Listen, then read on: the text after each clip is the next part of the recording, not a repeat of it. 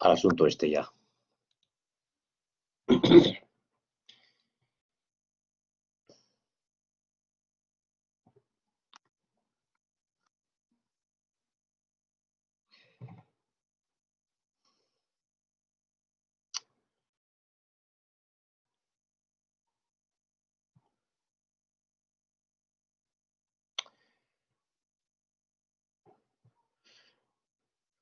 Bueno, como ha dicho David, vamos a comenzar el segundo volumen. El segundo volumen porque está distribuido en tres. En realidad es el capítulo octavo de las teorías sobre la plusvalía. En este caso, vamos a iniciar una serie de capítulos en los que Marx se centra en la teoría de Ricardo. En los capítulos anteriores, o el primer volumen, se ha hablado sobre todo de los fisiócratas y de Adam Smith y de algunos contemporáneos de los fisiócratas y de Adam Smith que Marx tiene a bien considerar en ese volumen, y ahora va a hablar de Ricardo, básicamente de Ricardo y al final de algunos ricardianos. Sin embargo, el primer capítulo con el que se abre este volumen sobre Ricardo no es con Ricardo, sino con un economista un poco mayor que Marx y que Engels, tenía unos 15 años más que Engels, 13 años más que Marx, que realmente no es especialmente importante en la historia del pensamiento económico y, sin embargo, pues se le dedica todo un capítulo, cosa que a otros autores más relevantes desde el punto de vista de la historia del pensamiento económico pues no tienen tanta presencia en las teorías de la plusvalía. Y además Engels se va a encargar de darle cierta trascendencia en los últimos años de su vida cuando escribe el prólogo a la edición alemana de la Miseria de la Filosofía y cuando escribe el prólogo al segundo y al tercer volumen de El Capital que ha editado él. Bien, la primera nota del volumen es interesante y ya la comentaremos un poco más adelante para entender por qué Marx considera que este señor, que tiene ya digo, un papel menor en la economía, tiene que dedicarle tanto espacio. Como se dice en la nota primera, por cierto, cuando uno lee a Marx, si está leyendo un texto publicado por él, no es tan necesario leerse las notas.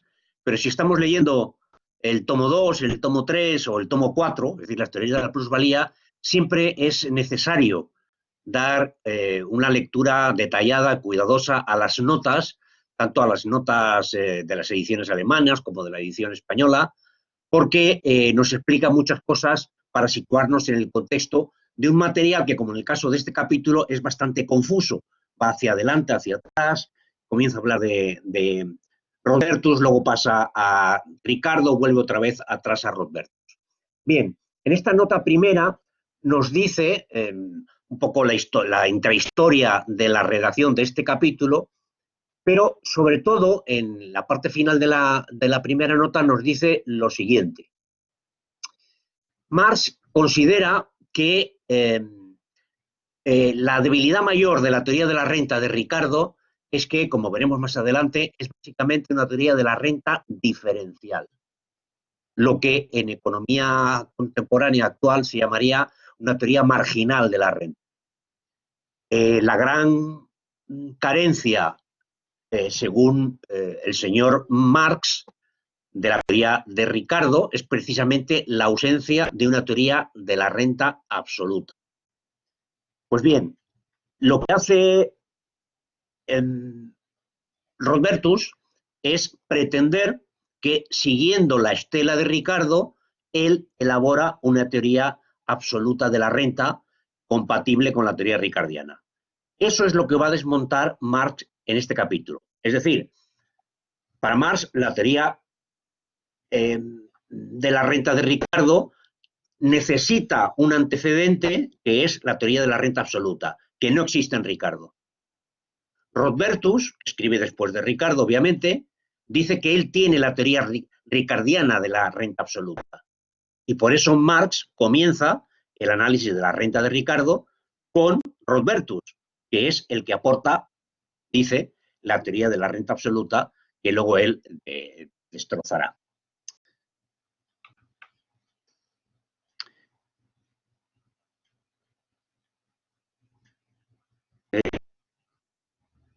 El archivo, ¿alguien le ha metido mano al tema?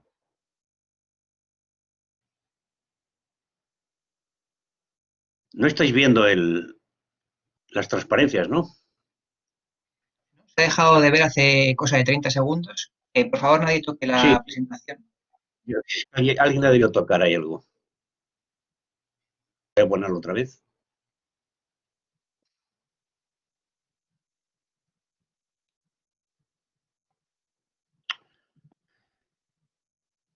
Bien, aparte de lo que dice Marx en la nota correspondiente al capítulo, lo que dicen los autores sobre por qué Marx introduce a Rodbertus en este punto, también es interesante Rodbertus por otra razón. Pero, por favor, que nadie toque las transparencias. Las flechitas de abajo solo las voy a mover yo, porque si no me estáis saltando de pestaña en pestaña cuando no toco. Gracias. Bien, vamos a ver algunos datos biográficos de Rodbertus que creo que son interesantes. Rodbertus participó en la que para Marx y Engels era el momento revolucionario clave, que es la Revolución de 1848. Como sabemos, acabó en un sonoro fracaso. Pero Rodbertus participa en esta revolución desde una posición moderada, hoy diríamos de centroizquierda. De hecho, él rompió con el Partido Democrático porque lo consideraba muy radical, llegó a ser ministro del gobierno republicano que luego destrozó de un plumazo la aristocracia prusiana. Y él se definía como un socialista moderado, partidario de la teoría del valor trabajo, y partidario también de la versión de la teoría del valor trabajo de Ricardo. La forma en que Rodbertus definía el socialismo pues coincide, por cierto, bastante con la concepción que tienen del socialismo muchos autores posteriores y, sobre todo, y esto es lo importante, muchos autodenominados socialistas hoy en día. Él considera que el socialismo va a ser el producto de una evolución gradual, donde hay que en cada etapa contemporizar con las fuerzas del poder eh, dominantes para ir poco a poco transformando la realidad en una orientación socialista. Señalaba, y coincidía en esto con Marx, que en el funcionamiento del capitalismo del siglo XIX, la renta, la parte de la renta que recibían los trabajadores tendía a disminuir de forma más o menos constante, que la renta de los trabajadores, de los capitalistas y la renta en forma de renta del capital financiero, los intereses o del capital propietario, la renta en sentido estricto, es todo ello producto del trabajo y, por tanto, en una sociedad capitalista, de la explotación de las clases trabajadoras. Considerado también que la aparición de las crisis es consecuencia de un desajuste entre la producción y el consumo, algo también de alguna forma presente, al menos en parte, en la teoría de Marx, pero algo muy habitual hoy en día. La crisis se presentan como un problema de desajuste entre oferta y demanda.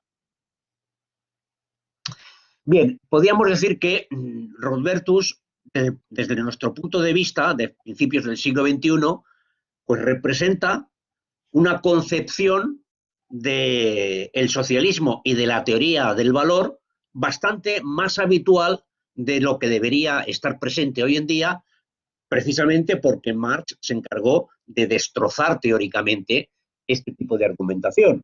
Sin embargo, ha sobrevivido no solo por Rodbertus, sino por, sobre todo, la influencia de este señor en la socialdemocracia alemana, en Bernstein y otros, y a partir de ahí en el socialismo europeo y mundial. Si tiene cierto reconocimiento el nombre en la literatura marxista es precisamente por Engels, porque Marx, aparte de estos comentarios que vamos a ver ahora, realmente no le he puesto mucha más atención, es por Engels, el cual ya he dicho antes que en el prólogo a la edición de Miseria de la Filosofía, primera edición en alemán, y en el prólogo a los volúmenes del Capital que publica el año siguiente, hace una referencia a este autor. Ya seguimos tocando lo que no hay que tocar.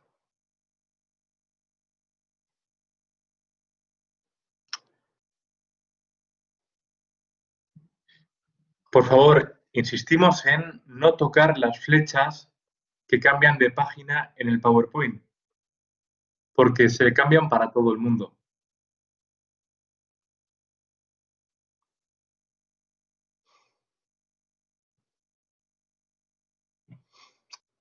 La madre de la...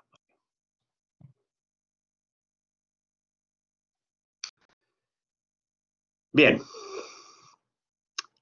En la miseria de la filosofía, Engels, ¿qué nos dice? Pues que en la crítica que hace a la tradición anarquista francesa, básicamente contra Proudhon, Marx está disparando contra la tradición política anarquista en su versión dominante, que en ese momento es la francesa, dice que eso también viene muy bien porque en la miseria de la filosofía también dispara, sin saberlo, contra Rodbertus, a quien Marx no conocía ni tan siquiera por el nombre cuando escribió este texto en 1843, 44, que es cuando empezó a redactarlo. Pero, ¿por qué es interesante que ya en aquel momento Marx, sin saberlo, con las críticas que le hacía Proudhon, esas mismas críticas se pudieran utilizar contra Rodbertus? Porque cuando se publicó el tomo primero del Capital, en 1867, poco después, Rodbertus salió diciendo que Marx le había copiado a él su teoría del valor. Y eso es lo que Engels critica en el prólogo a la edición de 1885, o la primera edición del segundo tomo del Capital. Donde muestra que la interpretación que hace Rodbertus de la teoría del valor no tiene nada que ver con la interpretación que hace Marx de la teoría del valor. Insiste Engels en esta fecha, 1885, que Marx no le había prestado mucha atención a este señor, entre otras cosas porque no era especialmente relevante, y que lo poco que había leído de él era precisamente las cartas, que son las cartas en las que Rodbertus presenta su teoría de la renta absoluta, que son las que critica en las teorías de la plusvalía. Es decir, aproximadamente 5 o 6 años antes de publicar el tomo primero del Capital. ¿Cuál es, en esencia, y creo que antes de empezar con el texto es importante aclarar esto, cuál es en esencia la crítica o la diferencia que hay entre la teoría del valor, trabajo, de Rodbertus y por extensión de los economistas clásicos, y la teoría del valor-trabajo de Marx? Voy a hacer una introducción a esta cuestión porque está presente, aunque no de forma explícita, pero está presente continuamente en la reflexión que Marx hace sobre Rodbertus en este capítulo.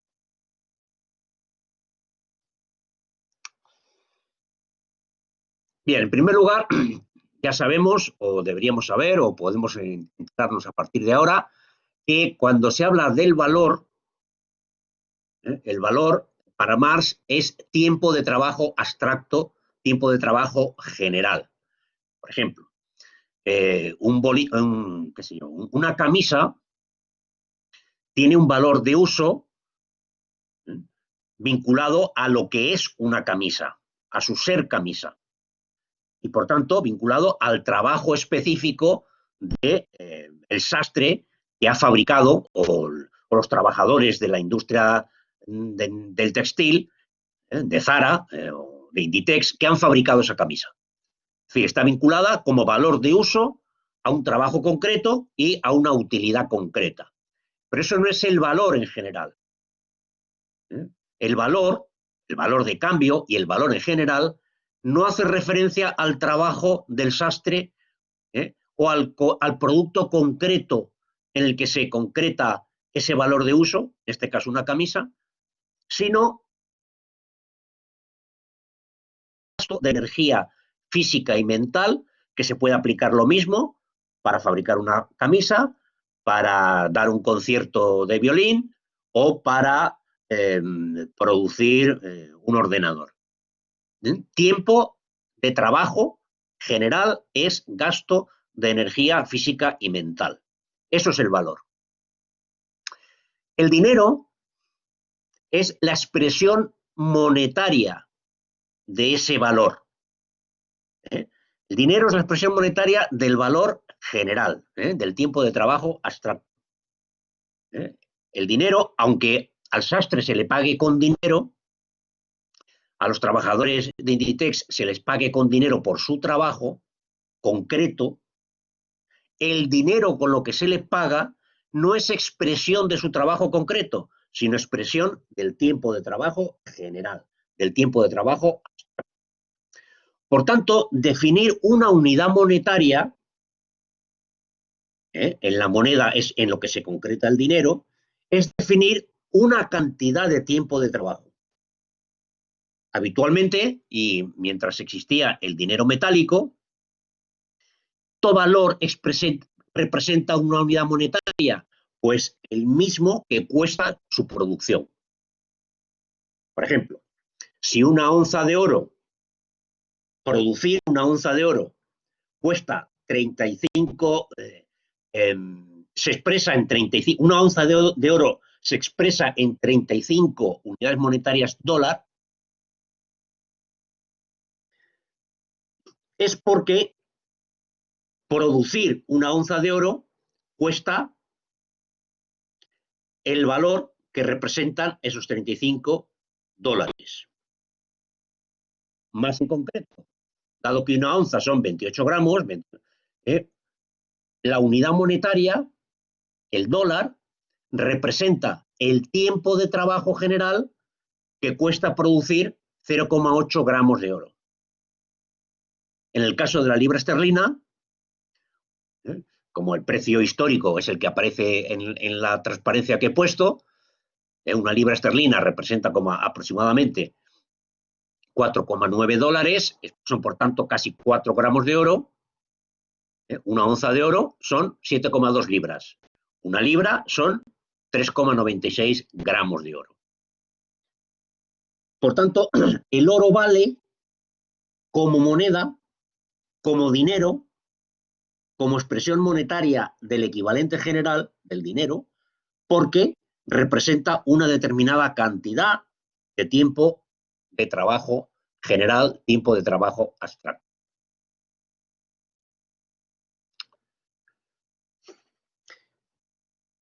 Bien, vamos a suponer que, como más habla de libras esterlinas y en peniques y chelines, pues vamos a centrarnos a poner el ejemplo con la libra esterlina.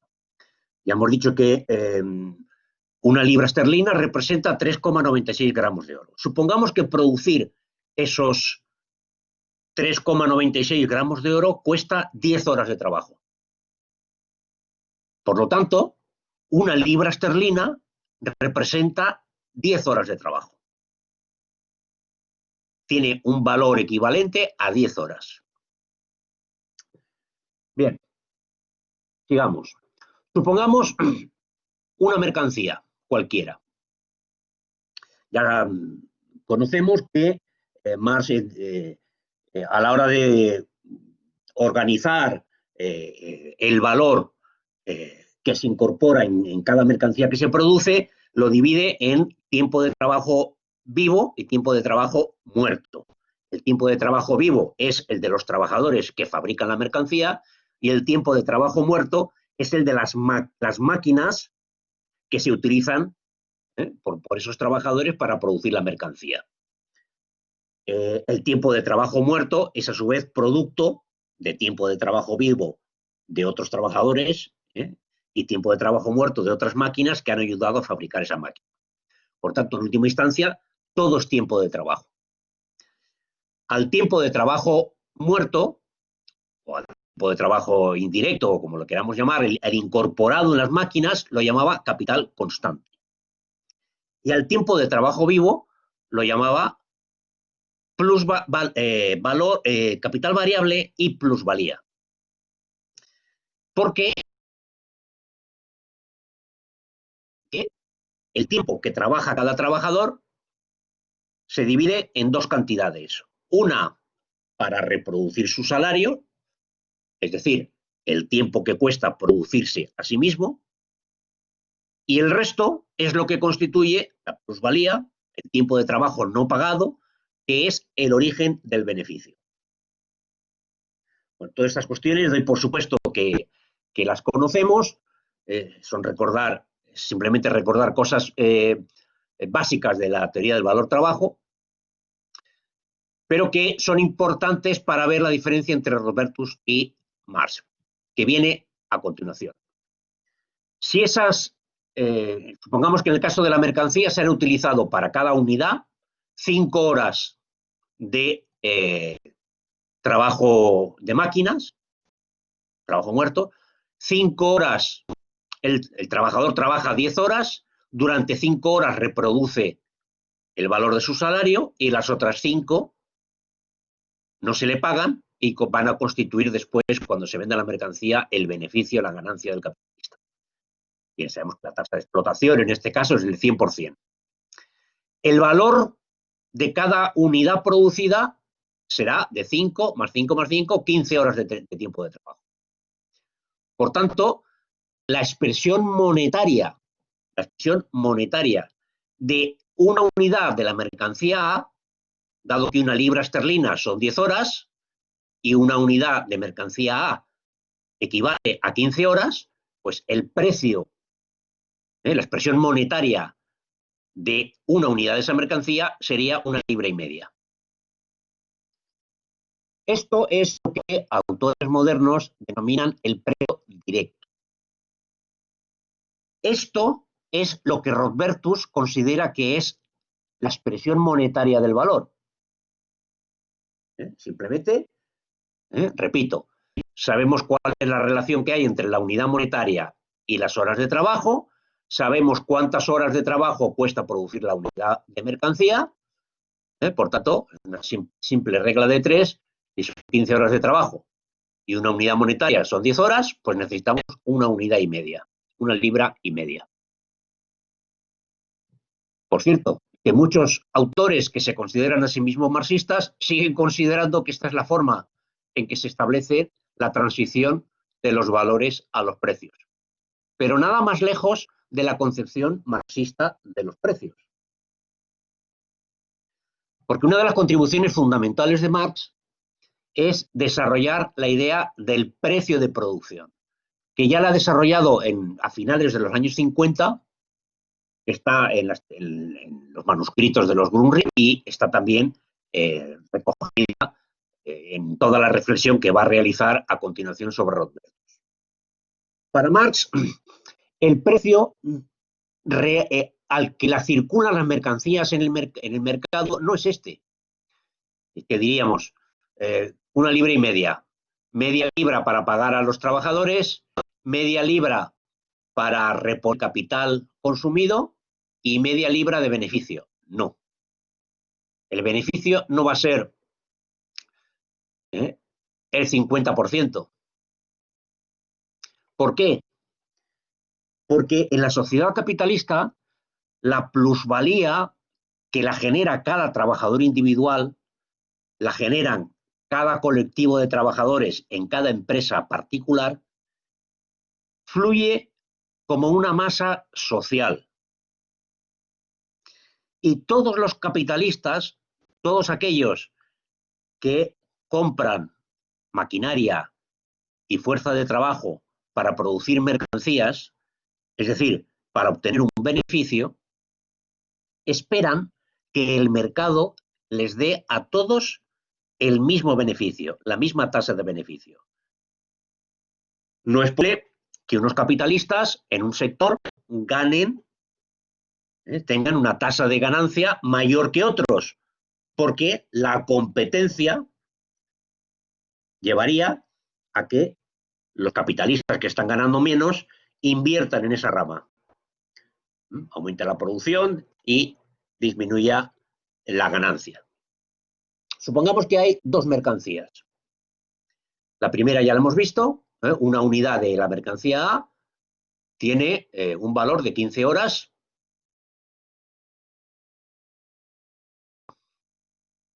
De mercancía B tiene un valor de 13 horas. El coste es el mismo para ambos capitalistas. Uno tiene que adquirir o que pagar para producir una unidad 5 horas, tiene que obtener ganancias, ventas suficientes para reponer 5 horas de maquinaria y 5 horas de salario, y el otro tiene que reponer 7 horas de maquinaria y 3 horas de salario. Por tanto, el coste de producción es el mismo. Si el precio al que vendieran su mercancía fuese el precio directo, en el primer caso sería 1,5 libras, en el segundo sería 1 libra con un tercio, 1 libra más un tercio. La tasa de explotación es la misma, 5 entre 5, 3 entre 3, 100%. Pero la tasa de ganancia es muy distinta. El primero obtendría una rentabilidad del 50% y en la segunda esfera, la segunda rama, la rentabilidad sería solo del 30%. Marx dice que esto se resuelve del siguiente modo. Toda la plusvalía social se redistribuye de modo que en condiciones de equilibrio, de libre competencia y sin ningún tipo de control monopólico, todos los capitalistas, por cada libra que inviertan, van a recibir la misma rentabilidad. En este caso, el capitalista invierte en la rama A, va a vender su producto, no cada unidad, no a 1,5, sino a 1,4. Y cada capitalista que invierta en la rama B va a vender su producto no a 1,3, sino también a 1,4. ¿Qué significa esto? Que la tasa de ganancia de ambos va a ser la misma, 40%. Tienen que reponer 10 horas de costes de producción, ambos, por tanto 1 libra, y a ambos les queda, una vez repuestos esos 10 horas de trabajo de costes de producción, de trabajo muerto y trabajo vivo, 5 y 5, 7 y 3, a ambos les queda la misma rentabilidad. Estos precios de producción los ignora Ricardo y los ignora también nuestro amigo Robertus. Y esta distinción entre precio directo y precio de producción está presente a lo largo de todo el capítulo. ¿Se ha entendido hasta ahora?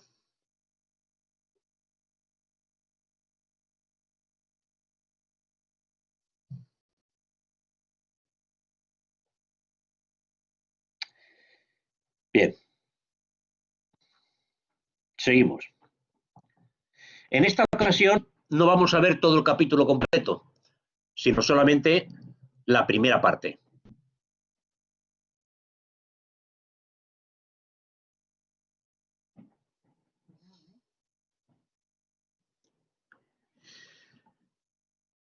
Si nos fijamos en la transparencia actual, vamos a ver las 5 primeras secciones y el resto las veremos dentro de 15 días. Los títulos que pusieron los editores alemanes de la teoría de la plusvalía son los siguientes. En el primero, la plusvalía de la agricultura. Bajo las condiciones del capitalismo, la agricultura se desarrolla más lentamente que la industria. Segundo, la tasa de ganancia y su relación con la tasa de plusvalía, el valor de la materia prima agrícola, elemento de capital constante en la agricultura. Tercero, valor del precio de costo en la agricultura, la renta absoluta, que a su vez Se subdivide en 3 acápites: compensación de la tasa de ganancia en la industria, formulación del problema de la renta de la tierra, la propiedad privada sobre la tierra, condición necesaria para la existencia de la renta absoluta. Desdoblamiento de la plusvalía agrícola en ganancia y renta. Insostenibilidad de la teoría de Rodbertus sobre la carencia de valor de la materia prima en la agricultura y falsas premisas de las que parte la teoría de la renta de Rodbertus. Estos son los apartados que vamos a ver en esta ocasión.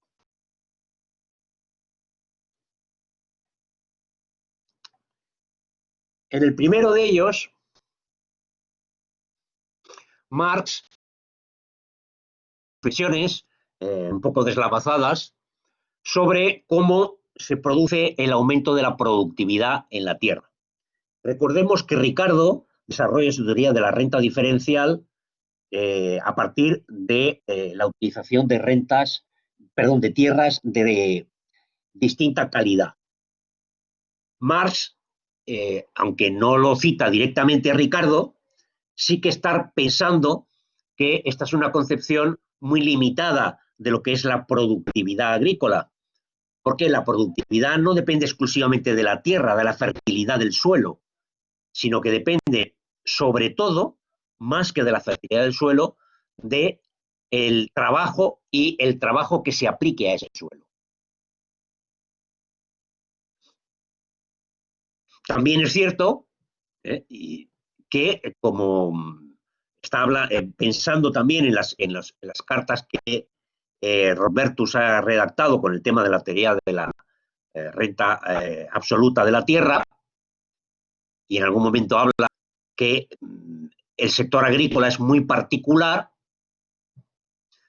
Marx reconoce, sí, que no es ninguna novedad, se puede incrementar la productividad sin prolongar el tiempo de trabajo, ni cambiar el tipo de tierra, simplemente haciendo que el salario descienda por debajo de su nivel tradicional.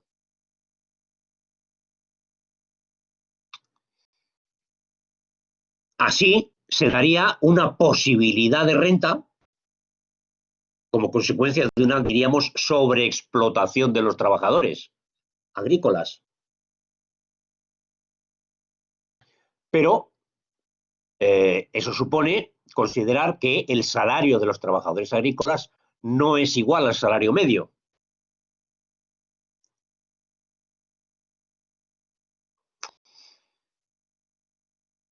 Por ejemplo, si se aumenta la cantidad de tierra que sobre la que tiene que trabajar un trabajador agrícola, imaginemos que inicialmente trabaja sobre 2 hectáreas. En la primera hectárea trabaja 4 horas al día y en la segunda hectárea trabaja otras 4 horas al día. Si su salario equivale a 4 horas, eso quiere decir que el valor del producto de la primera hectárea equivale a su salario y el valor del producto de la segunda hectárea pues equivale a la plusvalía. Pero si este trabajador, en lugar de trabajar en 2 hectáreas, 4 horas en cada una, se le hace trabajar en 3 hectáreas, en ese caso aumenta el tiempo de trabajo, pero como el salario no varía, la nueva hectárea, que implica trabajar 4 horas más, se va a traducir en ganancia, en plusvalía y por tanto en ganancia del explotador capitalista de la tierra, arrendatario, etc. Marx dice que esta interpretación, que es válida, Ricardo no llega a entenderla muy bien porque Ricardo no utiliza las hectáreas, sino utiliza solamente el volumen de producción por hectárea, para desarrollar su teoría de la renta diferencial. ¿En qué consiste la teoría de la renta diferencial? Que también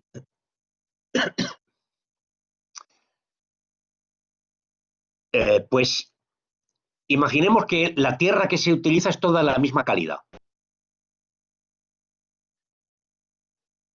en la tierra de tipo A, en cada hectárea de trabajo, que requiere 4 horas de trabajo al día, se producen 2 toneladas de producción. Si una tonelada equivale a 2 horas de trabajo, por tanto, su expresión monetaria será equivalente a tantas unidades monetarias como representen esas 2 horas de trabajo.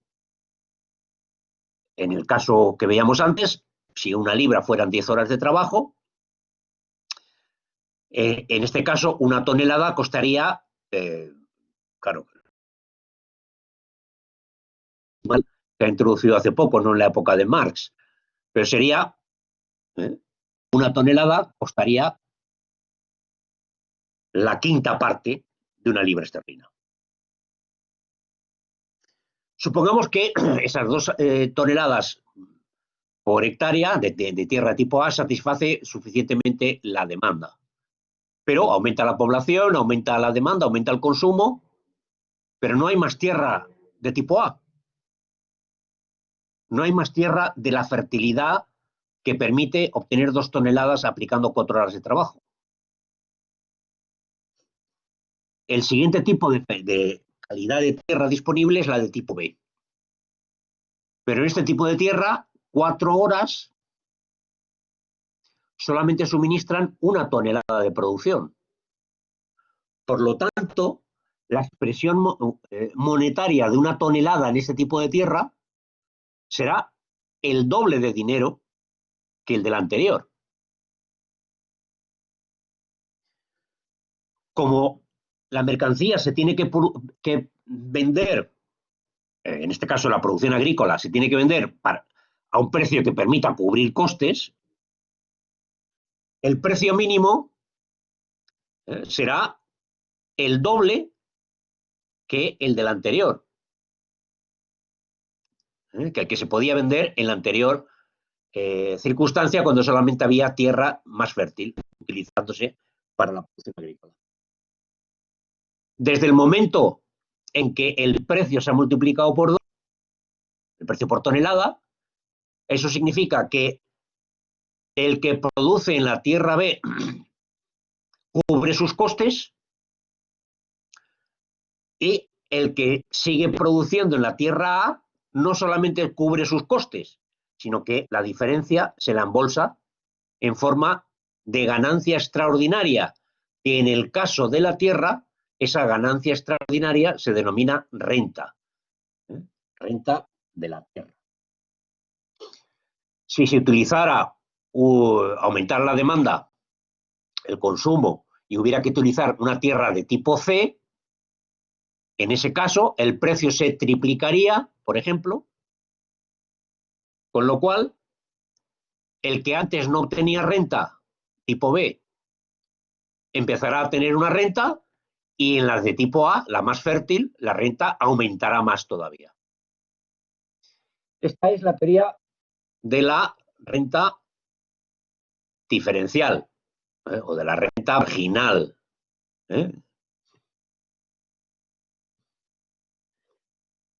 Esto, como señala Marx en la sección, da lugar a una cuestión interesante e importante a la hora de tratar las diferencias o similitudes entre la industria y la agricultura. Cierto que a medida que aumenta la producción en la industria y a medida que aumenta el excedente en la industria, es porque se está haciendo más productivo el trabajo y, por tanto, el precio va disminuyendo. Mientras que en la agricultura el excedente solo crece en forma de renta a medida que el precio va aumentando, porque el coste de la producción de las nuevas toneladas, de los nuevos kilos, la nueva producción agrícola, se ha encarecido. Es decir, hay una diferencia de comportamiento sustancial. En la industria, los precios se abaratan a medida que aumenta la plusvalía, porque aumenta la productividad. En la agricultura, sobre todo en el uso de tierras de cada vez menor calidad para abastecer una demanda creciente, el precio no se abarata, sino que aumenta precisamente por la reducción de la productividad en la nueva tierra incorporada a la producción.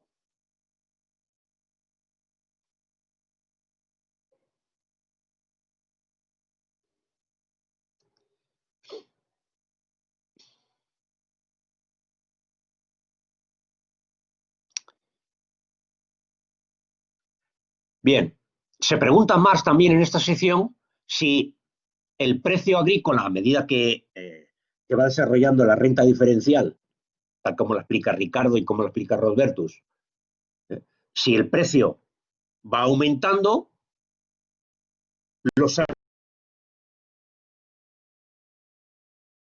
no olvidemos que los salarios se supone que son salarios que permiten financiar la reposición de la energía física y mental gastada por los trabajadores, permite su reproducción. Y más en el siglo XIX, donde los salarios eran básicamente de subsistencia. Si el trabajador tiene que reproducirse y está recibiendo un salario de subsistencia, si el precio de aquello que consume, sobre todo los productos agrícolas, sube, su salario nominal necesariamente va a tener que subir para poder consumir el mismo número de patatas o de trigo. Pero si sube el salario, ¿eso no se traduciría en una reducción de la ganancia? Bueno, esta relación básica en la teoría de Ricardo entre salario y ganancia, también muy importante en la teoría, la relación entre salario y beneficios de Marx, pero teniendo en cuenta la producción agrícola, Marx no está totalmente de acuerdo con esta relación directa. Dice, por ejemplo, en la página 11. Ahora bien, de ello no se sigue que el hecho de que aumenta el precio de la producción agrícola, por tanto tiene que aumentar el salario, de ello no se sigue, ni mucho menos, como entiende Ricardo, que la tasa de ganancia haya descendido por haber subido el salario, como consecuencia del encarecimiento relativo de los productos agrícolas, ya que el salario medio no depende del valor relativo, sino del valor absoluto de los productos que lo forman. El que se proceda a cultivar tierra más improductiva, menos fértil, no demuestra necesariamente que se haya vuelto más improductiva la agricultura. Por el contrario, lo que señalábamos anteriormente, por el contrario puede demostrar que se ha vuelto más productiva, que la tierra menos fértil no solo se cultiva porque los precios de los productos agrícolas hayan subido lo suficiente para reponer la inversión de capital, sino también a la inversa porque los medios de producción se hayan desarrollado en la medida necesaria porque la tierra antes improductiva se haya vuelto ahora productiva, pudiendo arrojar así no solo la ganancia usual, sino también la renta correspondiente. Lo que resulta fértil en un nivel dado de desarrollo deja de serlo en otro más bajo. Marx, con estas reflexiones, quiere insistir que la teoría ricardiana de la renta es unilateral, se fija exclusivamente en la fertilidad del suelo. Pero la fertilidad del suelo, y de forma cada vez más organizada y científica en la sociedad capitalista, no depende de la calidad del humus, sino que depende de la aplicación de las fuerzas productivas al suelo, a la producción agraria. El uso de fertilizantes, de productos químicos, puede lograr el mismo volumen de producción en una tierra de tipo B que en una tierra de tipo A. Por lo tanto, lo que está pensando Marx, y no lo termina de decir claramente en este texto, es que la teoría ricardiana de la renta diferencial, dependiente de que se utilice tierra cada vez menos fértil, no es una teoría general de la renta, porque tiene que dar por supuesto que no hay aplicación científica del trabajo, del capital a la producción agrícola. Por tanto, no es una teoría general la de Ricardo, es una teoría específica, parcial, Marx no lo dice así, pero es lo que subyace en su reflexión, en la reflexión que estamos viendo aquí.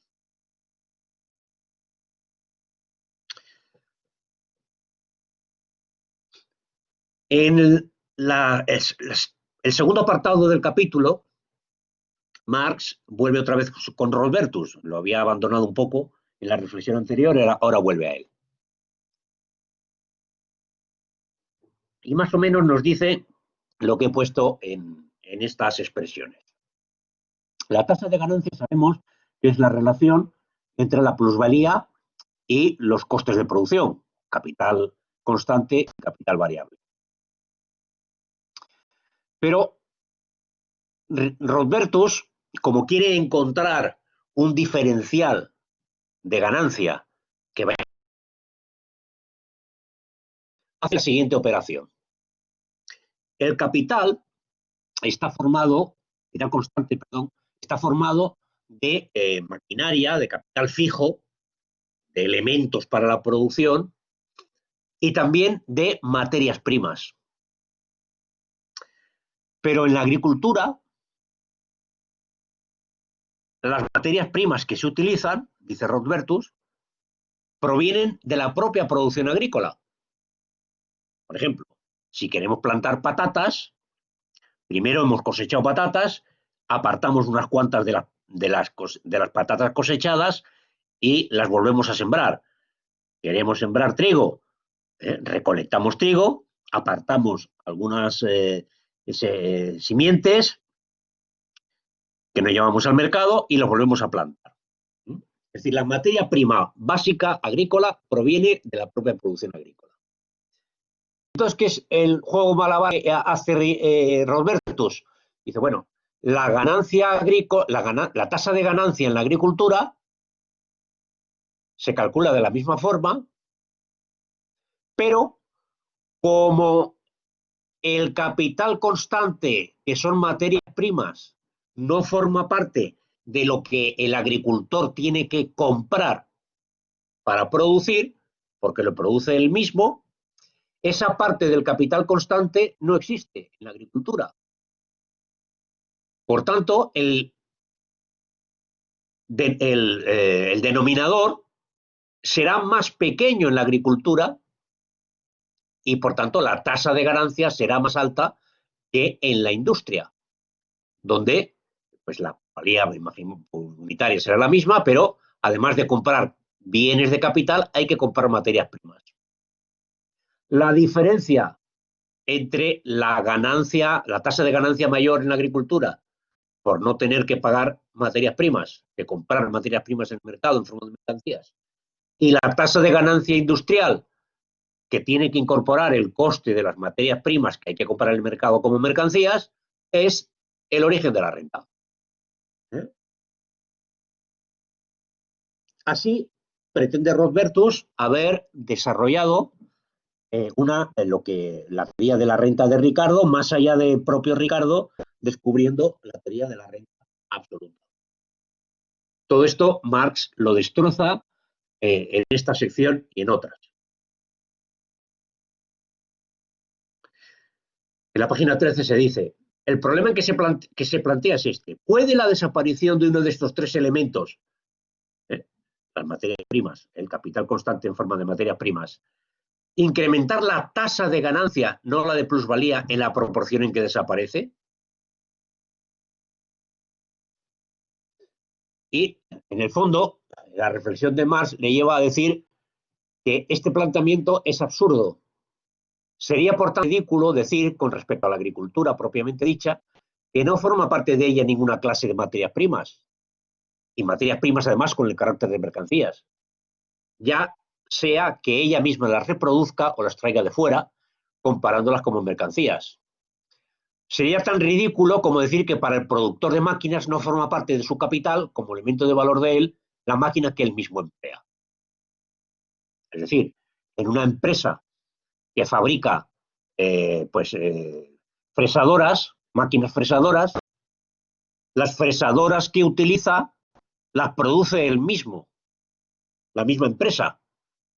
Pero esas fresadoras, si las pone a trabajar, no si las vende como mercancías, sino si las pone a trabajar, por supuesto que tienen un precio implícito, un coste que en la contabilidad de la empresa va a aparecer. Por eso dice Marx la importancia que tiene la contabilidad italiana, es decir, la contabilidad de doble entrada, para que el campesino, como dice el campesino alemán, deje de engañarse, de hacerse trampas en el solitario. Esa trampa en el solitario es la teoría ricardiana de la renta absoluta.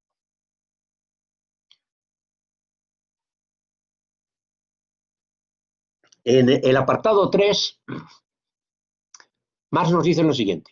El señor Rodbertus parece concebir en general la regulación de la ganancia normal o ganancia media por medio de la competencia, de tal modo que ésta reduce las mercancías, que regula las proporciones de sus precios de manera que las cantidades correlativas de tiempo de trabajo realizadas en las diferentes mercancías se expresen en dinero o en la medida del valor que rija. Lo cual no, es decir, ¿qué es lo que nos está diciendo aquí Marx? Que Rodbertus considera que la competencia hace que los precios reflejen directamente los valores, los precios sean precios directos. Lo cual, dice, no se opera naturalmente, de modo que el precio de una mercancía sea nunca en cualquier momento dado tenga que ser igual a su valor. Es mente falso, dice Marx, que los capitales produzcan la misma plusvalía en las diferentes esferas en proporción a su magnitud. Es decir, es falso que los precios que rigen en el mercado sean los precios directos. A continuación, hace una digresión Marx, donde señala que la plusvalía depende de tres ratios fundamentales, lo que se llama la composición orgánica del capital, que aquí todavía no lo llama así, la relación entre capital constante y capital variable, y la relación entre las dos formas que adoptan los costes de producción, de la tasa de rotación del capital y del tiempo que dura el proceso de producción en relación con el tiempo que dura el proceso de circulación de las mercancías hasta que se venden y se transforman realmente en dinero. La tasa de rotación, a su vez, depende de la relación entre capital fijo y capital circulante. Bueno, estas cuestiones de la tasa de rotación y la relación entre el tiempo de producción y el tiempo de circulación, Marx las aborda en profundidad en el tomo 2 del Capital, no en las teorías de la plusvalía, donde simplemente pues, lo anota pues, porque estaba tomando notas.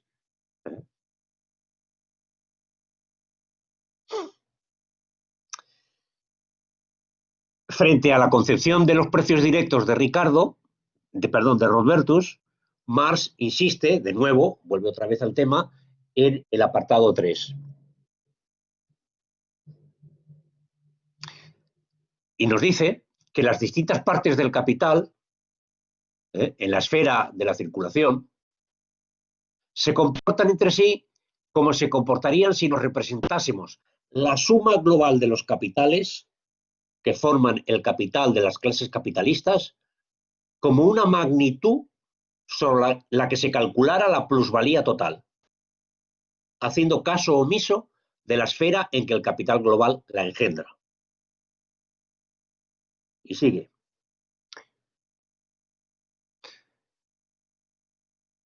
Cada capital individual, esto es muy interesante desde el punto de vista de la teoría de las clases de Marx.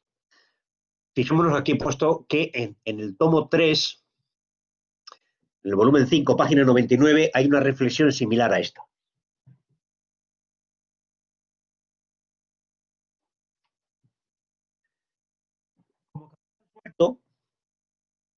Cada capital individual tendría que considerarse como un socio de dicho capital global.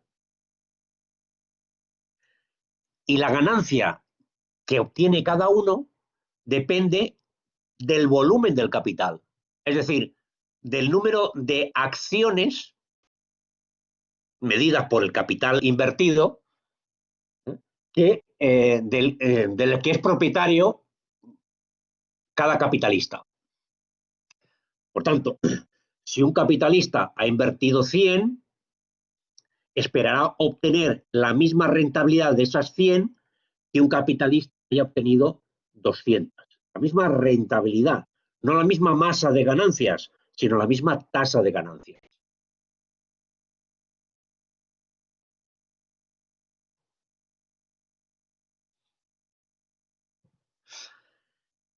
En el apartado B, en su apartado B del apartado 3, Marx hace una pequeña reflexión sobre el monopolio, simplemente decir que es posible, efectivamente, que haya una circunstancia particular en la que la competencia deje de funcionar y que un capitalista, por condiciones de monopolio que le aíslan de la competencia de los demás, pues ese capitalista puede obtener una plusvalía extraordinaria, una rentabilidad de su capital mayor que la media.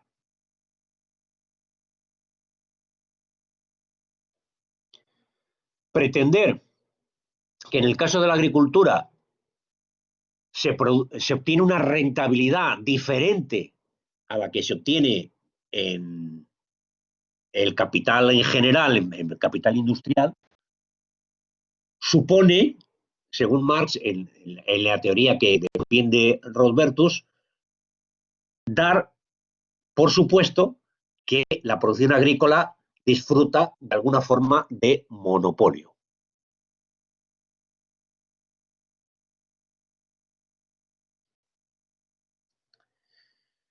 A continuación, Marx insiste en sus ideas fundamentales. La renta de la tierra no es más que un excedente sobre la ganancia general. En todo caso, es una forma específica de plusvalía, porque solo la plusvalía se puede transformar en ganancia. La idea de que las mercancías se venden por su valor es falsa, se venden por su precio de producción. El arrendatario, el capitalista de la tierra, espera obtener, como todo capitalista, la misma rentabilidad que los demás, ni más ni menos. Y si es así, si los arrendatarios de la tierra obtienen la misma rentabilidad del capital que han invertido en la misma que los demás capitalistas, la pregunta sigue en pie. ¿De dónde proviene entonces la renta? Que necesariamente tiene que ser tiempo de trabajo. Si el tiempo de trabajo se distribuye plusvalía y capital variable, ganancia y salario, si la ganancia que obtiene el arrendatario es la que le permite obtener la tasa de rentabilidad normal de la economía, ¿de dónde proviene esa renta? Bueno, estas preguntas retóricas Marx se las pone a sí mismo, porque las va a contestar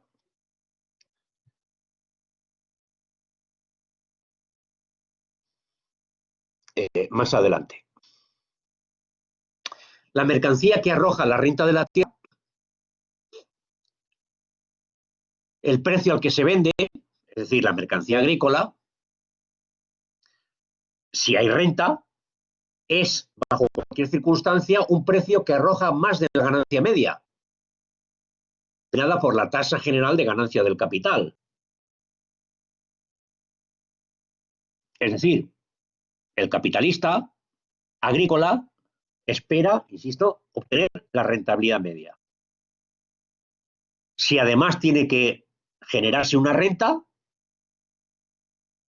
eso quiere decir que la ganancia, que una vez vendida a sus precios de producción, esas mercancías agrícolas tienen que generar una ganancia superior a la media.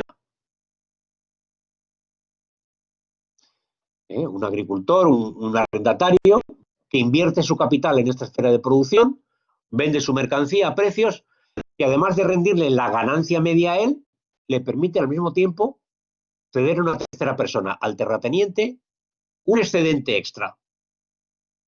el argumento de que la agricultura disfruta de rentas de monopolio, dice Marx, pues es otra trampa al solitario, como el argumento del argumento de Rodbertus, de que lo que ocurre es que el capital invertido no es realmente el capital invertido, porque una parte proviene de la propia actividad agrícola. Esos son trampas. De ahí no puede provenir la renta, porque ni de considerar que las materias primas no forman parte de los costes de producción, ni de esperar que la agricultura disfruta de rentas monopólicas. Entonces, ¿de dónde viene? Y aquí aparece, aunque no lo expresa de una forma un tanto confusa, porque al final, si no lo leemos con detalle, pues no sabemos si está hablando de Rodbertus, de Ricardo o de él mismo, dice que el origen de la renta absoluta, está en última instancia en un derecho de propiedad de determinadas personas sobre la tierra, las minas, las aguas, etcétera, es sencillamente lo que permite a estas personas captar, retener y embolsarse el excedente de la plusvalía sobre la ganancia media, impidiendo que dicho excedente sea usado por el proceso general en que la tasa general de ganancias se forma. Y a continuación, en la página 30, presenta uno de esos diálogos teatrales, como el que nos había presentado en el tomo primero, en el que muestra, personificando en un terrateniente que le habla a sus socios capitalistas del país, personificando en un terrateniente su derecho a la renta, es decir, a la ganancia extraordinaria.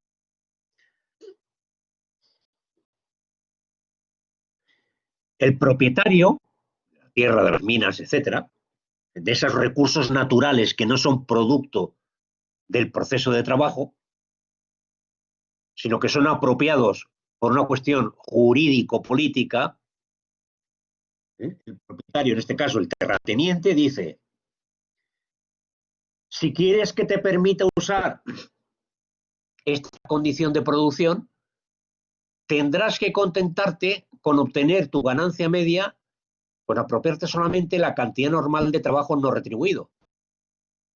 Ahora bien, tu producción arroja un excedente de plusvalía de trabajo no retribuido que sobrepasa la tasa de ganancia. Y este excedente no lo englobarás tú, le dice al arrendatario, como vosotros los capitalistas soléis hacer en una cuenta común, sino que me la apropio yo porque me pertenece a mí.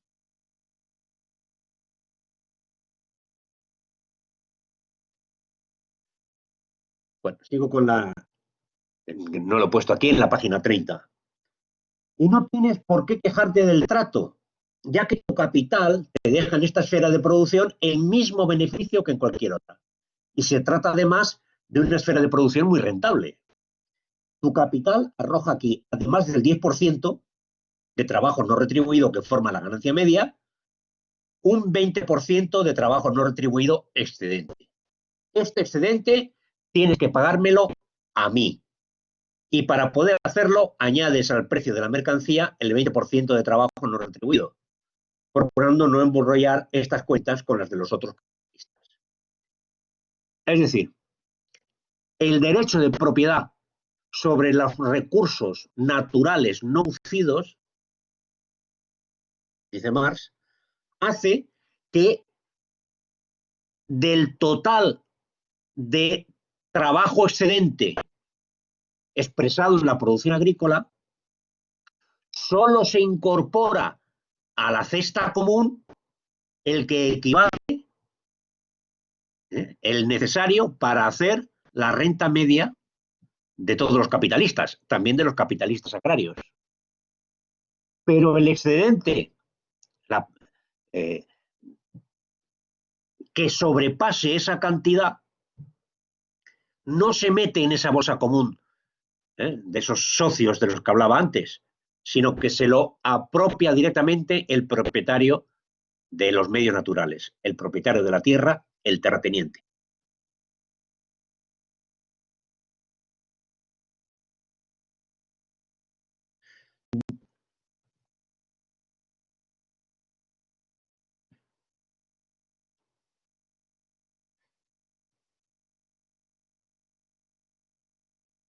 Yo no soy un capitalista, dice el terrateniente. A mí no se me puede aplicar, por tanto, el medio de coacción, es decir, la competencia, que se te aplica a ti, es decir, arrendatario capitalista de mis tierras, para obligarte a vomitar una parte del plus trabajo que te has embolsado. Por tanto, es lo específico de que recursos que no son producto del trabajo, que no han tenido ningún coste de producción, sean apropiados de forma privada, el origen de la renta, y específicamente de la renta de la tierra, de la renta absoluta, puede ser mayor o menor, después de la diferencial, en función de las productividades, etcétera. Esa es la teoría de la renta de Marx.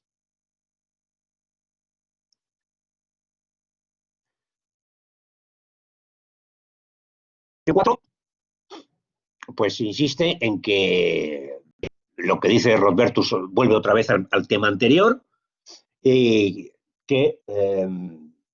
es una tontería. Según Rodbertus, en la agricultura no hace falta agregar en cuenta ninguna clase de materia prima, porque el campesino alemán, nos asegura Rodbertus, no se carga a sí mismo como gasto la simiente, el forraje, etcétera, lo que quiere decir que sus cuentas son falsas. En Inglaterra, donde el farmer, el arrendatario agrícola, es decir, el agricultor capitalista, viene echando bien las cuentas desde hace más de 150 años, no debería existir, según esto, ninguna renta de la tierra. Es decir, que la conclusión no debería ser la de que Rodbertus saca, la de que el arrendatario paga una renta porque su tasa de ganancia es más alta que en la manufactura, sino porque por echar mal las cuentas se contenta una tasa de ganancia más baja. Como dice en esta sección, el campesino alemán que deja de contabilizar las materias primas que él mismo produce como costes de producción, en realidad se está engañándose a sí mismo. Toda materia, todo producto de un proceso de producción que entra en ese mismo proceso de producción, bajo el capitalismo, necesariamente tiene que entrar con un coste, con el que supone su valor en el mercado.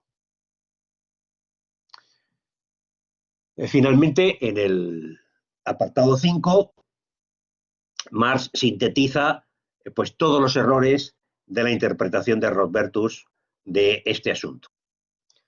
No tiene la menor idea de cómo esta igualdad de las ganancias se halla en contradicción con la igualdad entre la ganancia y el trabajo no retribuido en cada ramo de producción, y de cómo, por tanto, tiene necesariamente que mediar una divergencia entre los valores de las mercancías y los precios medios. Para Rodbertus los precios son los precios directos, para Marx son los precios de producción. Las mercancías, otra vez, no se cambian por sus valores, sino a base de los precios de producción, distintos de ellos, lo que además se deriva de la determinación del valor de las mercancías por el tiempo de trabajo, por esta ley aparentemente contradictoria. Si el producto bruto encerrara, además de la ganancia media, una renta de la tierra distinta de ella, esto solo podría explicar que el producto bruto no se vendiera por el precio medio, y habría que razonar precisamente el porqué de esto. Lo que antes he explicado, unas condiciones de monopolio que son extraordinarias, o porque la contabilidad que se lleva no es una contabilidad a la italiana, sino que el campesino no cuenta todos los costes como debería contar bajo los principios capitalistas.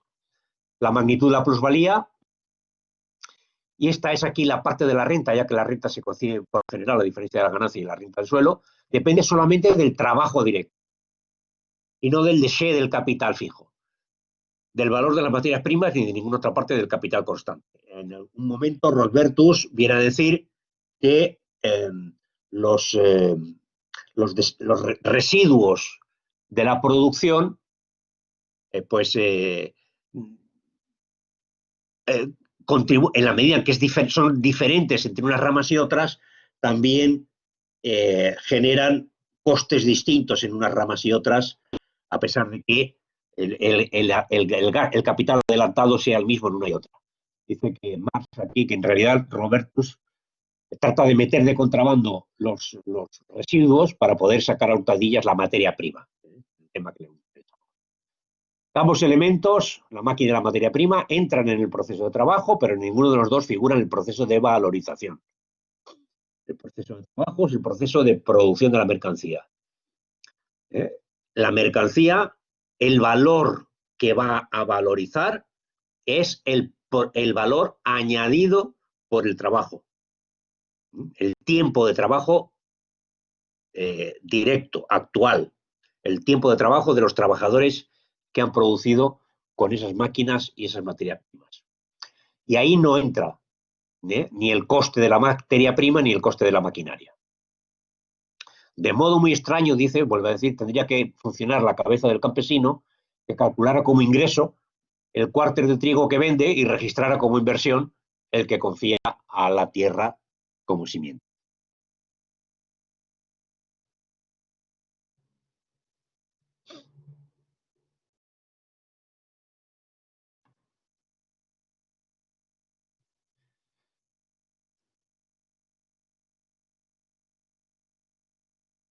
Bueno, segunda premisa falsa, no se cambian por sus valores los valores no se cambian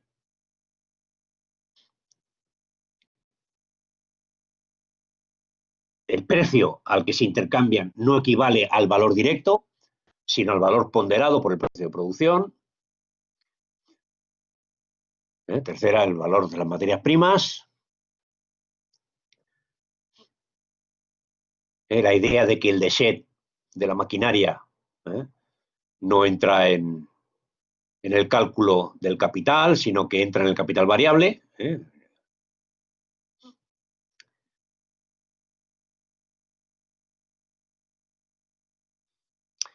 Quinta premisa falsa.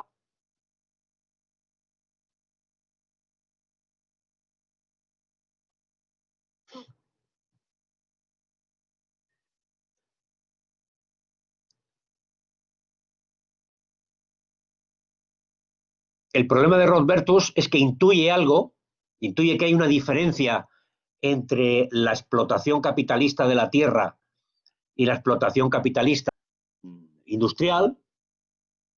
Intuye que hay formas especiales, pero dice Marx, no da en el blanco, o sea, no acierta con la teoría verdadera, porque se propone de antemano explicar un determinado fenómeno, la renta de la tierra, y no descubrir la ley general del valor.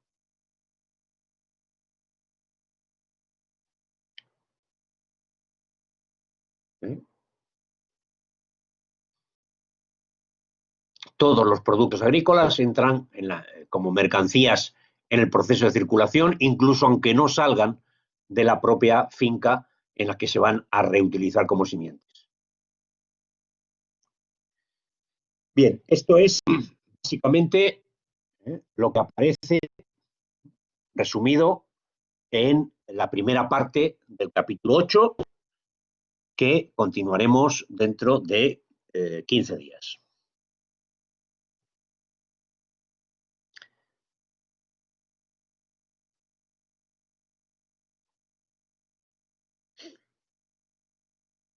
Y ahora, David, si introduces tú el debate.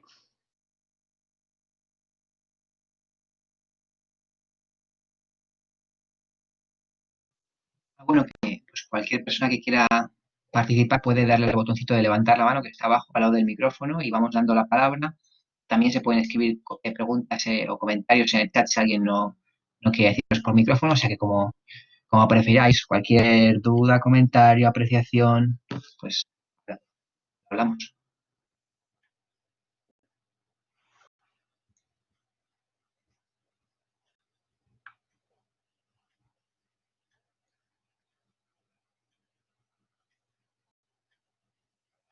Joaquín, mientras se anima la gente a preguntar o a comentar algo, no me ha dado tiempo a leer esta vez, pero lo de la tasa de rotación,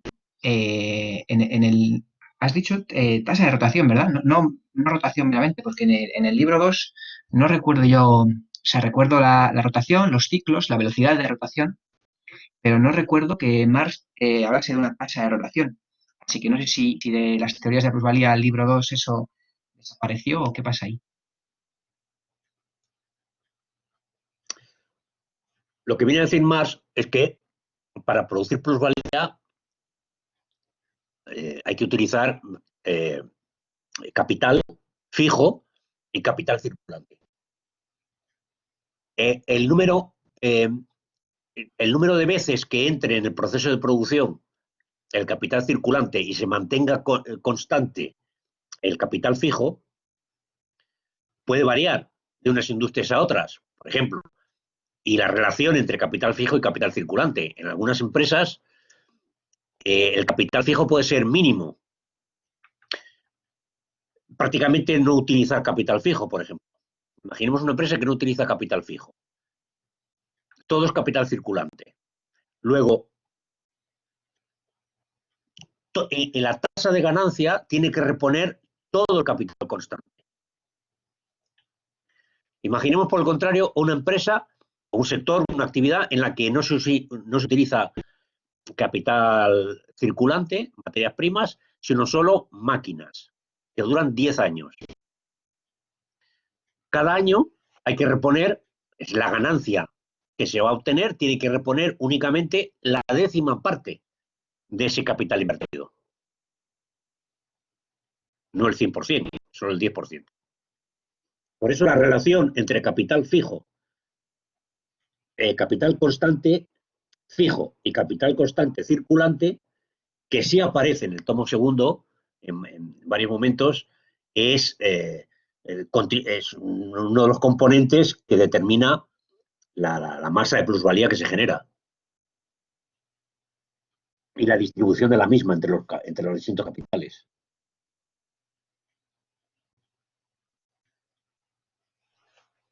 Sí, la idea y el planteamiento de lo que dices sí recuerdo, pero yo me refiero a la categoría o al concepto ese de tasa de rotación y una fórmula sobre ese hecho en concreto. Eso yo creo que no está en el 2, aunque hay muchos análisis de lo que comentas de la rotación de capital en muchos sentidos. ¿Sí? Como la velocidad a la que rota el capital circulante, el mismo capital fijo puede tener otra velocidad distinta, su proporción puede ser distinta, etcétera, etcétera. Y recuerdo que hay capítulos dedicados a la rotación del capital, cómo analizar la rotación, cómo entender que funciona todo esto y cómo actúa sobre el capital productivo, o sea, sobre la propia producción, o cómo se relaciona con la propia producción.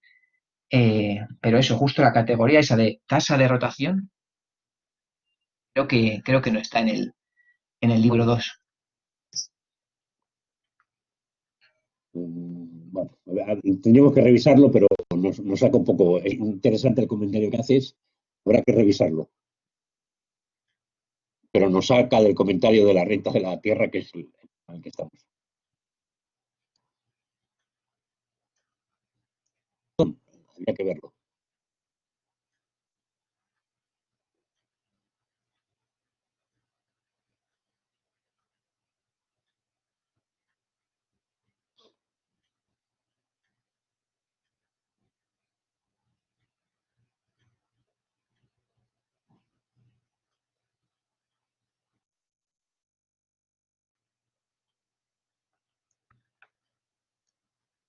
Y voy a hacerte otra pregunta. Iba a poner la presentación para ver una diapositiva en concreto. ¿Cuál? ¿Recuerdas, Joaquín, qué número de diapositiva es el que tiene la mención a los monopolios, a la renta monopólica? Vamos a ver. Ay. Más.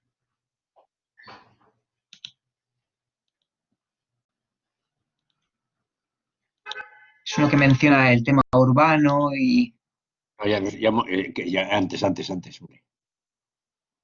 ¿Antes era? ¿Seguro? Sí. Era antes. Si sabes tú, maneja tú, ¿eh? Que yo no... A ver cómo hago para que vaya para atrás.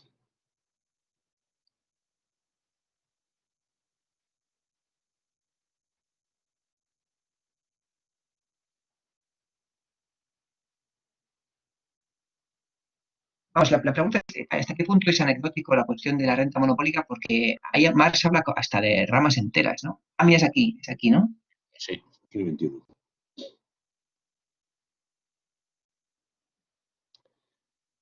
Y la renta de agua en Lombardía, bueno, pues una cosa muy particular, ¿no? Partes en Asia y también la renta urbana, cuando se trata de renta del dueño del suelo.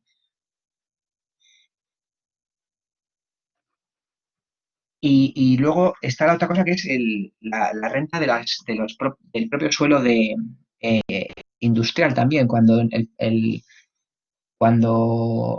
la fábrica o el almacén o el pabellón de donde está la fábrica, o donde trabaja, donde se produce, es el propietario de X persona. Bueno, pues, Yo creo que si lees la página completa, es evidente que Marx considera que esto es una reflexión retórica, porque dice, sí, después de donde pone esta rama industrial, dice, si capital no temporalmente, sino por la naturaleza de sus esferas de producción, en contra de la competencia, pudiesen hacer frente a esta plusvalía extra e impedir que entraran en los cálculos generales que determinan a la tasa general de ganancia, si así sucediera en la agricultura, etcétera, el desdoblamiento de la plusvalía en ganancia y en renta no indicaría ni mucho menos que el trabajo de aquí es más productivo. Es decir, él dice, si asumimos que pudiera existir un monopolio, pues efectivamente eso podría explicar el origen de la renta. Pero eso supone dar por supuesto mucho, porque supone dar por supuesto que la competencia no rige. Y la competencia es una ley fundamental del capitalismo. Por tanto, es de nuevo la trampa en el solitario. Me creo unas condiciones especiales para explicar un fenómeno. Que es lo que hace Roberto. Para explicar el fenómeno de la renta absoluta, se crean unas condiciones especiales. Eso no vale. Es decir, que esta reflexión sobre el monopolio, que explica lo que Marx entiende que es un monopolio, es decir, una situación en la que una rama o un sector, o la agricultura o unas capitalistas industriales, logran aislarse de la competencia y, por tanto, obtener una rentabilidad extraordinaria. Pero eso no puede explicar un fenómeno general. Recordemos la cita en una transparencia posterior. Eso no explica la teoría general de la renta. Eso sería una teoría especial si se da una situación, esa cosa especial. Pero estamos diciendo que la renta existe siempre. Por tanto, existen las condiciones normales. El monopolio para Marx no es una condición normal del capitalismo. La propiedad de lo no producido sí es una condición normal. Eso es algo que encontramos en parte en razonamientos de tipo de, no sé si es Baran y Switch y compañía, ¿no? Que hablan de monopolio como una situación normal por la cual se explica la falta de competencia en algunos sectores y que los precios no sean los precios de producción, sino que sean un precio superior al de producción. Y que otros marxistas, bueno, Joaquín, corrígeme si me equivoco, ¿no? Pero que otros marxistas les critican diciendo que, bueno, que Marx ya contempla este tipo de situaciones, pero que ni siquiera el monopolio evade la competencia. ¿Puede haber cierto paralelismo entre esta crítica que hace Marx y la crítica que se le hace a los marxistas y calequianos del monopolio? Por supuesto. Marx lo que está diciendo es que explicar por un fenómeno general, por una razón especial, por ejemplo, las crisis. Lo que intentan explicar Baran y Swissy es la crisis. No, intentar explicar con una razón general particular, con un fenómeno particular, una razón general, eso es una trampa teórica. Uh-huh. Es una trampa teórica el intento de calcular, de explicar el origen de la renta absoluta de Robertus, y es una trampa en el solitario decir que en el capitalismo de los años 60 rige el monopolio y no la competencia.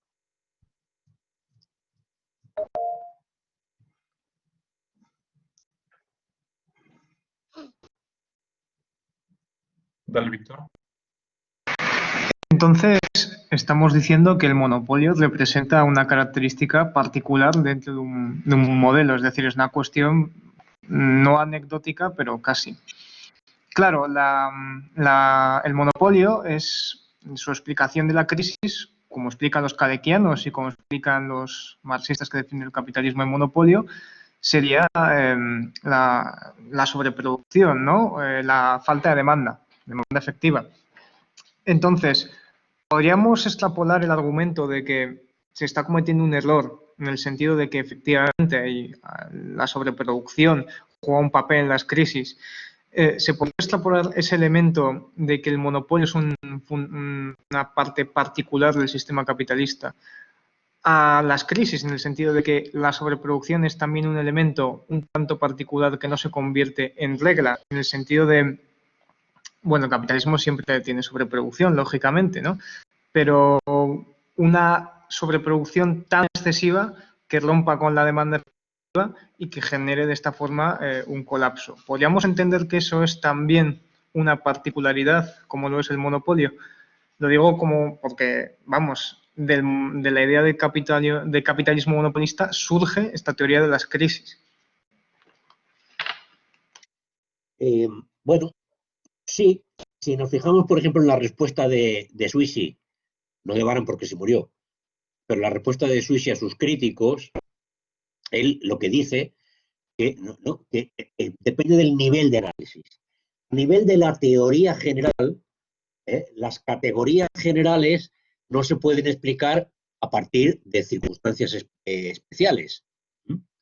Por tanto, él dice, en el funcionamiento general del capitalismo, la ley de la competencia es la que determina la fijación del precio de producción. Pero en el nivel específico de análisis de una etapa histórica dentro del capitalismo, esas leyes generales no se manifiestan directamente porque hay interferencias de distinto tipo que ellos analizan, que es el carácter monopolista como resultado de la centralización y concentración, que hace que las leyes específicas, es decir, el funcionamiento específico de esa etapa del capitalismo se diferencia de la teoría general. Diríamos que el capital sería una teoría general y el capital monopolista sería una teoría particular. De la misma forma, por ejemplo, que la física de Newton hoy es una física particular dentro de la física, de la teoría general de la relatividad. Ya nadie considera que la física newtoniana sea una física general, sino que explica una situación particular. Las teorías generales son física cuántica y la teoría de la relatividad. Pero eso no quiere decir que no sea válida para interpretar una fase específica, pero no como argumento general. Un poco la respuesta de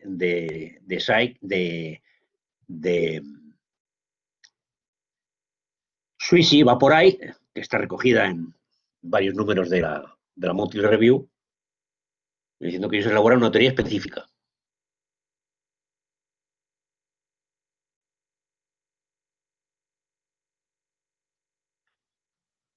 Es que una parte de la inquietud va porque con esto de la renta absoluta, la renta monopólica y tal, porque tanto aquí como en el libro 3, Marx sobre todo se dedica a explicar la renta agrícola, ¿no?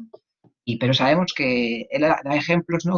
Y dice, bueno, un propietario de una caída de agua excepcional para una noria, y pone otros ejemplos, habla del suelo minero en el libro 3, o sea, da a entender que puede haber terratenientes de muchos tipos, ¿no? O sea, la gente puede tener propiedad de un tacho de suelo que tenga diferentes repercusiones para una determinada industria, ¿no?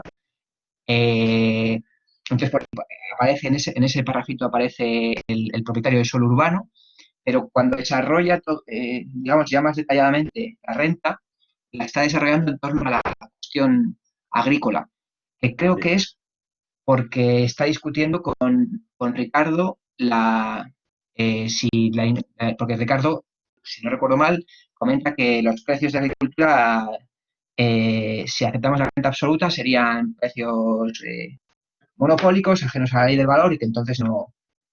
Y entonces por eso se dedica más a analizar con más detalle eso, pero no nos elabora tanto esta otra cosa. Y claro, lo que sorprende es que de repente, en un parrafito rápido, nos meta a la renta de suelo urbano en otro paquete que parecería radicalmente distinto a este. Entonces, la inquietud es esa, hasta qué punto la cuestión, encima, y el otro detalle, de que la renta absoluta existe porque en el libro 3 comenta, no, porque la agricultura produce un plusvalor más alto que otras ramas de la producción porque la composición orgánica es más, bueno, no recuerdo si se dice baja, ¿no? Porque tiene más mano de obra por cada unidad de capital constante.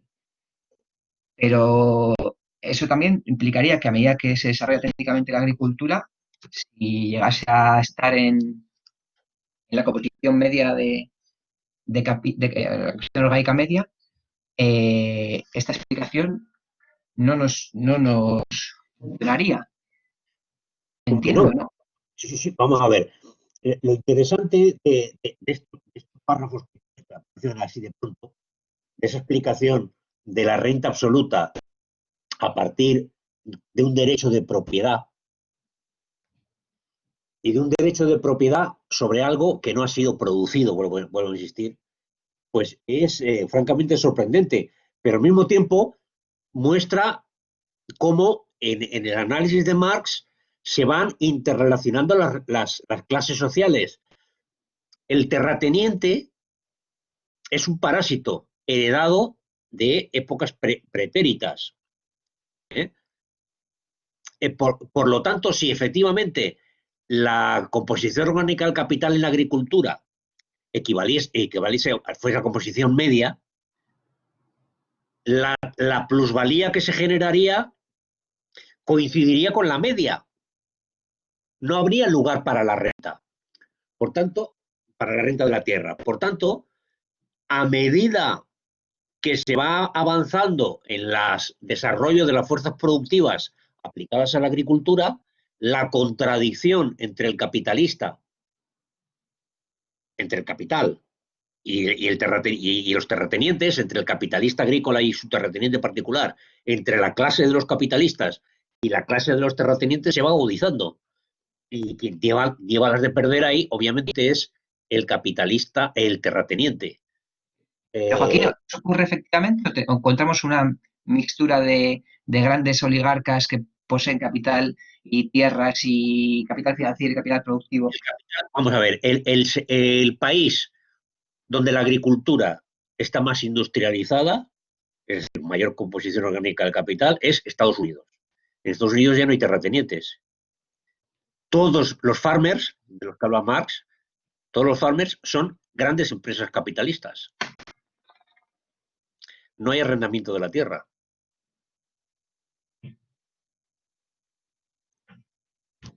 Como forma general de propiedad de la tierra. Y no se embolsan tampoco ellos la renta, dices. No es que se embolsen. No, porque habría que analizarlo. Si todavía sigue existiendo un diferencial con la media en la composición orgánica del capital, pues igual se embolsan ellos mismos la renta. Pero lo más probable, yo creo que no. Yo creo que es un sector muy intensivo en capital, la agricultura en Estados Unidos. Por lo tanto, la renta ahí ya ha desaparecido. Mientras que en Europa se mantiene y, en consecuencia, el desarrollo de la agricultura europea es mucho más lento, mucho más atrasado. Requiere una enorme subvención, la política agrícola común, para poder subsistir en las condiciones generales de la competencia mundial del sector agrícola. O sea, esos datos concretos yo creo que apuntan a esta reflexión.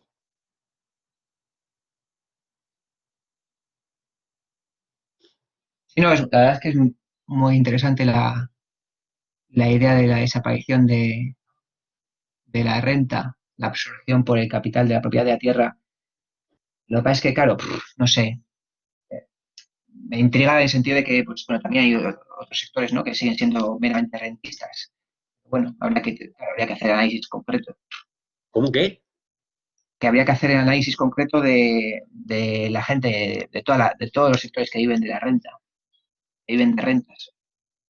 Pero estamos hablando de la renta de la tierra, que es un sector muy, muy específico.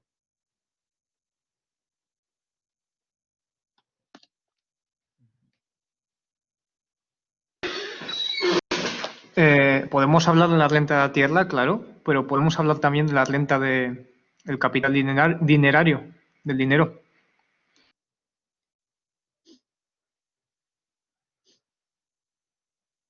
Pero bueno, yo ahí creo que estaríamos hablando, en ese caso ya sería del interés y que cuando más aquí habla de renta, que luego le usa la otra palabra, ¿no? La de rédito como bueno, salario, ganancia, todo eso rédito, ¿no? Pero cuando usa renta siempre se refiere a lo interceptado por eso que dice, ¿no? La monopolización de una parte del planeta que es no reproducible, ¿no? Yo creo que cuando es renta siempre va ligado a eso, a que alguien tiene una propiedad sobre un cacho del planeta y eso no lo producen las máquinas, no lo produce el trabajo, sino que es otra realidad, entonces por eso tiene una relación particular con las relaciones de producción capital. Lo planteo de otra forma, entonces. ¿Podríamos hablar de monopolio del dinero?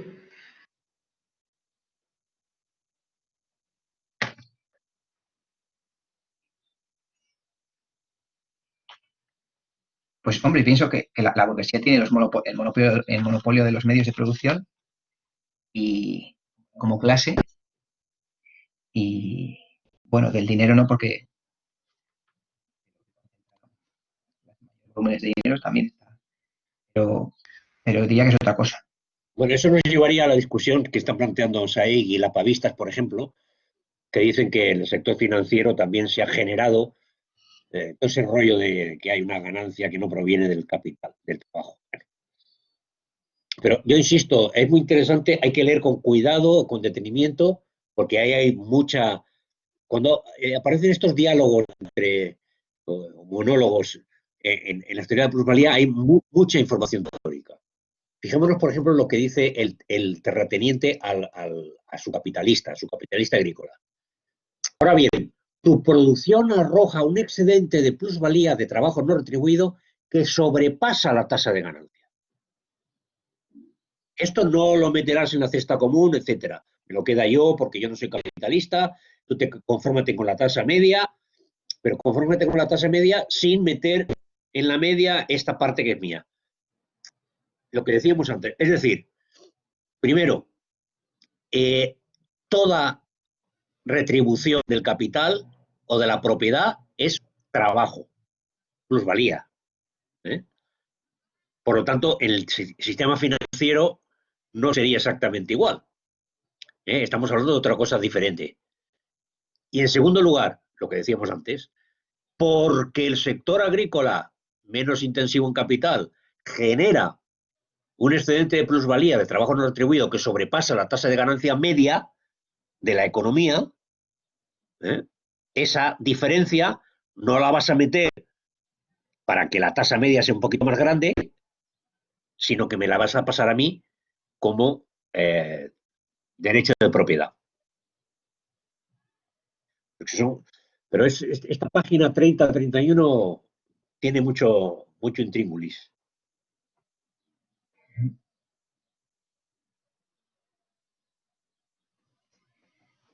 Y entonces, Joaquín, me quedo con otra duda. Entonces estamos de acuerdo en que el tratamiento es por excelencia el de la renta agrícola. Entonces, o sea que estamos en cierta medida designados para otra serie de rentas, como puede ser el suelo urbano, suelo, no sé, habría que mirar suelo minero o sea, que ahí habría que ver con pinzas. Otra cosa es el alquiler, aunque se llame renta también.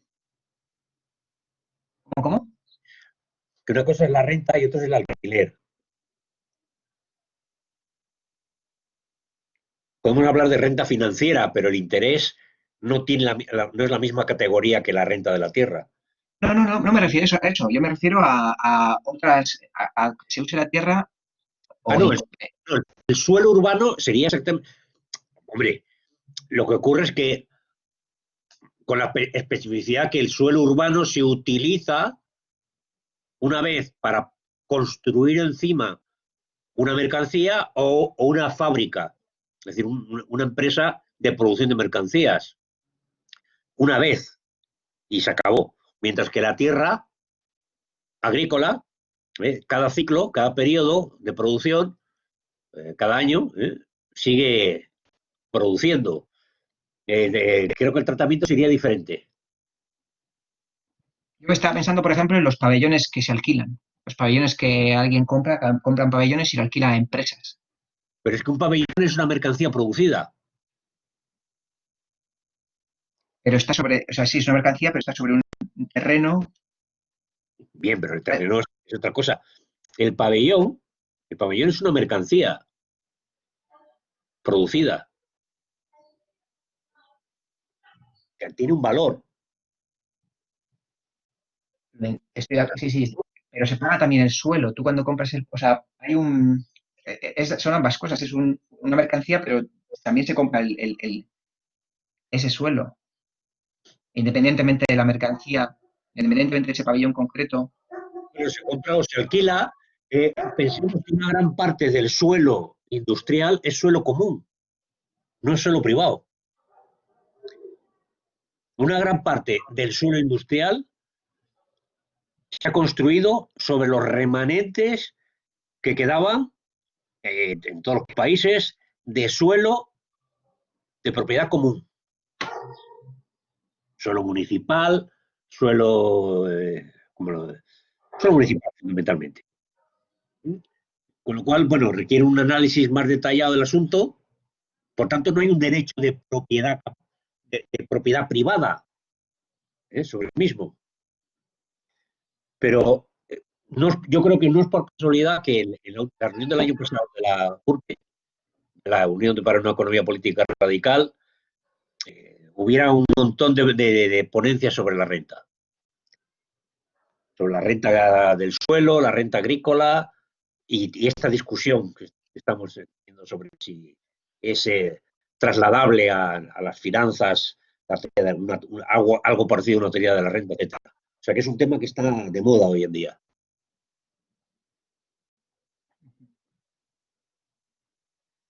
Yo lo de transferirlo veo claro que no, en el sentido de que incluso en el libro 3 es clarísimo que en torno a exponer esto, más expone las contradicciones terrateniente capitalista. Ahí se ve igual que en el libro 1 se ve la raíz de la contradicción capital-trabajo, en el libro 3, cuando expone esto, se ve la contradicción terrateniente capitalista. Y por cierto, otra cosa, cuando estáis hablando de el tema de los monopolios y tal, y comentaba Joaquín la idea de leyes particulares para explicar ciertos fenómenos y tal y cual, tengo aquí un librito de Arturo Guillén que se titula Imperialismo y Ley del Valor, que es del 81, tira a partir de la teoría leninista y sobre la base de eso, bueno, y de mucho más. Está muy bien porque, por ejemplo, explica en una página, te lo mandé Joaquín, que nos encontramos en la contribución y que chirrea un poco, que Marx no distinguía bien no distinguía claramente en la contribución entre valor y valor de cambio, y que luego en el Capital lo hace con toda claridad. Y aquí lo expone rápidamente. Y lo que este hombre lo que da ya, vamos, trabaja con ello, está dándolo por supuesto. Existe una ley del valor en la cual hay un intercambio de mercantil simple, el que puede ser en un mercado entre artesanos. La ley del valor opera de manera un tanto distinta en la producción capitalista, porque ya los valores y los precios disienten por la cuestión esta del precio de producción. Que luego hay otro paso que es el imperialismo, en el cual hay otra rearticulación de cómo funciona la ley del valor mediada por otras cosas, y otro, el capitalismo monopolista de Estado. Tiene a su vez otro reordenamiento de la ley del valor, pero todo cumple con la ley de valor. Lo que pasa es que en cada fase está mediado por ciertas circunstancias históricas. Si tenéis curiosidad, lo escaneo y os lo paso. Oye, si no vamos a hablar más de la renta de la tierra, vamos cerrando porque recuerdo que queda la mitad del capítulo todavía para dentro de 15 días. No vamos a agotar el tema hoy. Bien, pues si no tiene nadie nada más que decir, cerramos el vídeo. Yo no tengo nada más que aportar. No sé si Víctor, sobre la renta en concreto.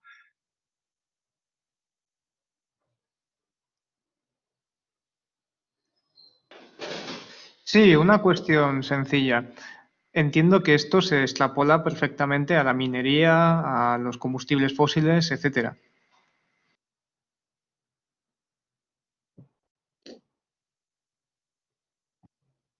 Sí, ya lo dice antes.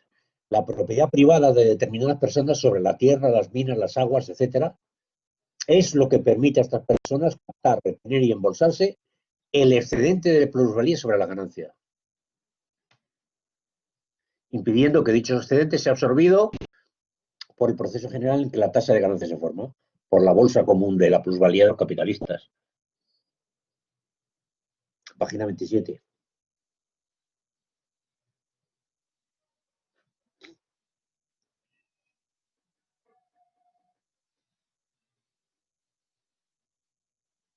Pues muy Bueno, bien, pues cerramos. pues acabo. Voy a dejar de grabar.